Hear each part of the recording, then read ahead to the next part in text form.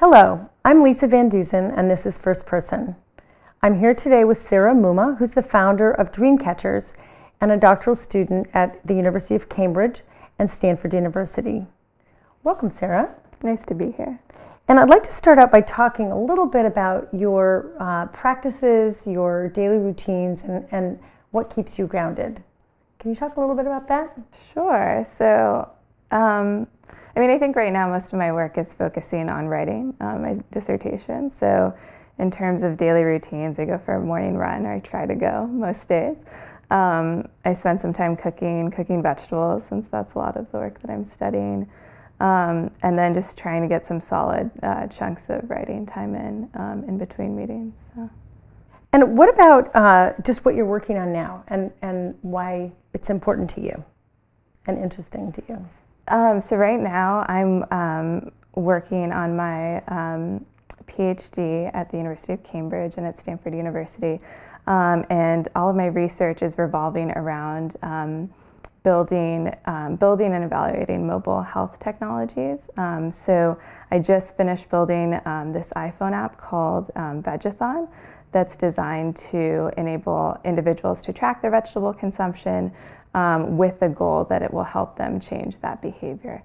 And so the broader idea is that if we really zero in on one very specific actionable habit, like eating more vegetables, that people can have something very specific to focus on, and that will sort of have this cascading effect into the rest of their diet. So if you focus on incorporating more dark leafy greens or more vegetables into your daily routine, that might start to displace some of the less healthy foods that you eat. So our hope is that by focusing on this very specific behavior, that we can start to shift people's eating behaviors and improve their health outcomes in the long term.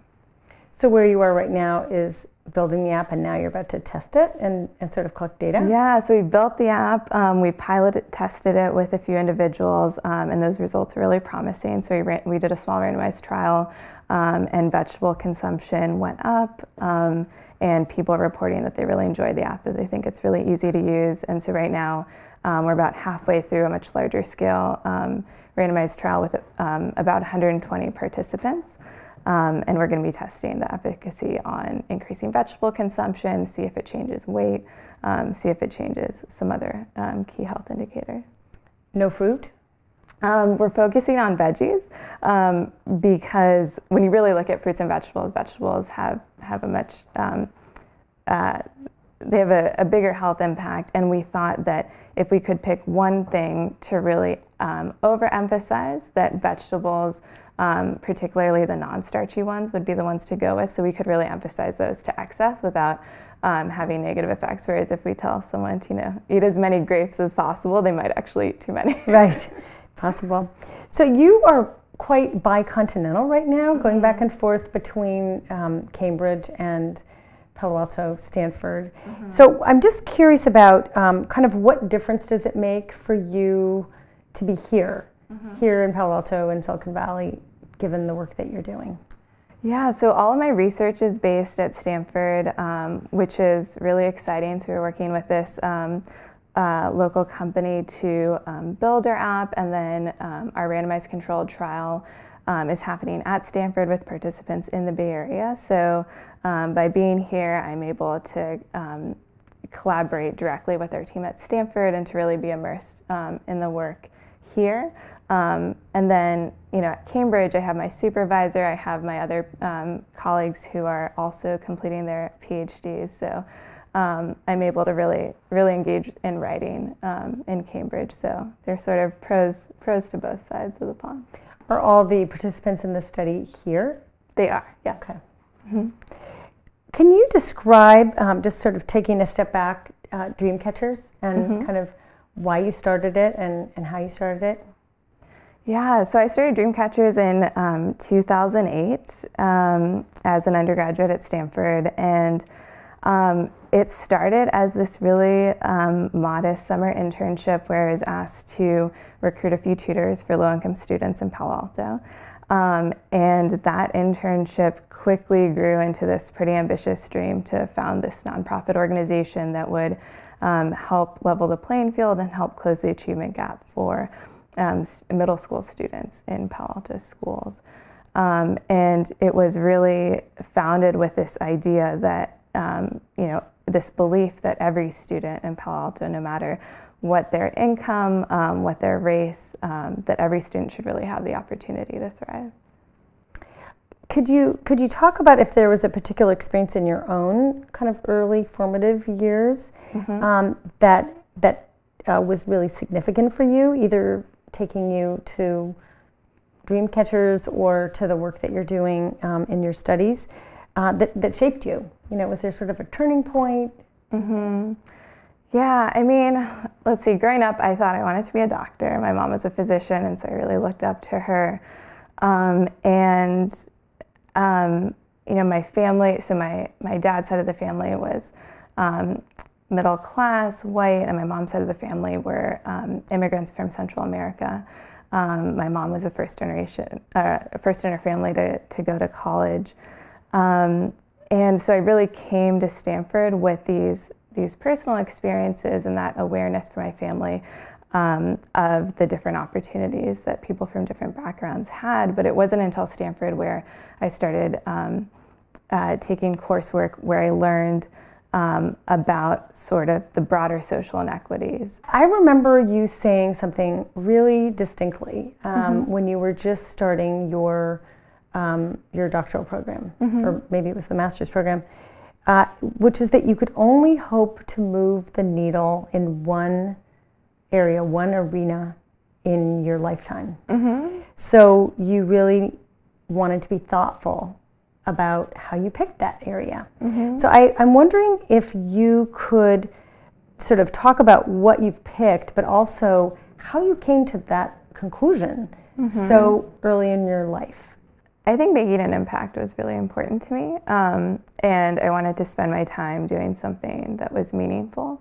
And so to me, I mean, when I looked around, that really meant working on social justice issues.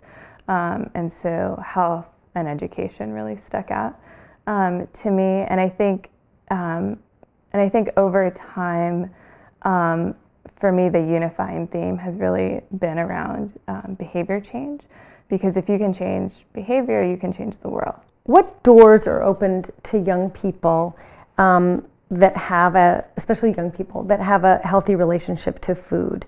And it seems like within DreamCatchers, it's this relationship, it sounds like, of habits, as you've been talking about, both with regard to getting support and study habits in middle school, which are formed really at that point, and also their relationship to food and how they eat and healthy eating or not healthy eating.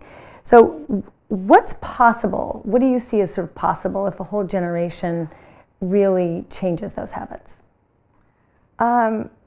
Yeah, I mean, I think the goal is to really close those gaps, close those inequities. And I see the work that we do at DreamCatchers sort of on this community level being a small piece of that puzzle. So if we can start to close some of those gaps in Palo Alto, then that's a model and a template that we can take to more communities. So, I really see this work as building a model that hopefully more people can get behind as time goes on. And why Palo Alto, in a place where much of the community is resource rich, and then there's a portion of the community that isn't? So how does that make it scalable? Yeah, I mean, I think that is one of the reasons that Palo Alto really stuck out. So, there are a ton of other communities that people are well aware need support, and a lot of philanthropic dollars go to those communities. But here we were, here I was in a community like Palo Alto with so many resources, still with about 5% of students who are living below the poverty line, who didn't have access to any type of free academic support. And so it just seemed like this, incredibly obvious solution. Why not pull together all of these incredible resources in the Palo Alto community to do something about it? And it also is, makes it an incredibly solvable problem in this, in this community. There's in middle school, there's only about 200, 250 low-income students. So it's entirely feasible to serve all of them and to really move the needle on closing the achievement gap. So with 7 years under your belt of DreamCatchers, do you have some results from those populations now that can have you moved the needle? Yeah, so already, our students, over 95% of our students are telling us that DreamCatchers helps them with their homework in ways that their parents can't. 93% of our students tell us that we've inspired them to go to college, and we really see that as just the beginning. So, that's one of the reasons that I'm so excited that right now Barbara C. Klausner is our executive director. We have an incredible program director, Fairleigh Nickerson, and they're working to really take our program to the next level this year. And so with them and with support from the school district and the Santa Clara County, we have an opportunity to really take the program to the next level. So my hope is that that is just the beginning. So I'm going to quote Buckminster Fuller here. Our children and our grandchildren are born into a more complex, more evolved universe than we can experience or than we can know. It is our privilege to see that new world through their eyes. And I'm going to ask you here, what is the wisdom that you've seen by looking through the eyes of middle schoolers? I think the beauty of being a child is that anything is possible. And I definitely see that in our students' eyes. And I think remembering back to when I was 19 and founding DreamCatchers, I thought anything was possible, which is why I decided overnight that I would found a nonprofit and that it would be easy enough and I would figure it out. And so I think there's something about that sort of childhood sense of endless possibilities, and that optimism, and that anything is possible, that is, pretty wonderful. Thanks for joining me, Sarah. Thanks for having me, Lisa.